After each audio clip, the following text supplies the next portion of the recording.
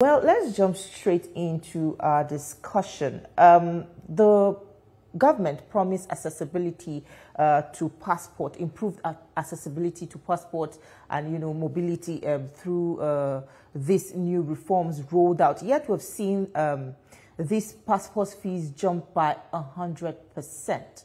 Doesn't this promise sort of contradict this new reform? Yes, a Nigerian, first and foremost, and as the former head of media Nigerian Grand Service, who retired as an Assistant Controller General, we had the passport reviewed in 2017 after 10 years. The first review was in 2007, and the subsequent one was in 2017. And then we also had one in 2024. And that led to increases at various levels. The present increase or upward review was specifically tied to 3 items from the press release: quality, integrity, and accessibility. By reason of hindsight, the Nigerian passport, first and foremost, is supposed to be an accessible document for every Nigerian by right, even though by law it is a government property. So when we are now relating the accessibility of the passport to upward review, does it mean a poor man or child of a poor person will not have access to the passport? Because when you review passport under 1 year, by implication, it means some people will definitely be deprived of the entitlement of a passport.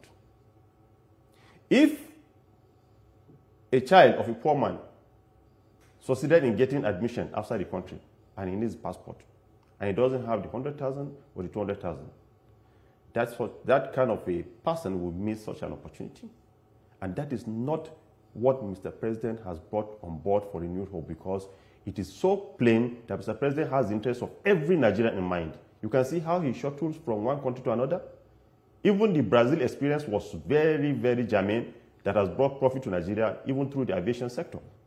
So if Mr. President is bringing hope to Nigerians, the enforcement agencies should also go in tandem with the policy of the executive, so that Nigerians will not feel shortchanged.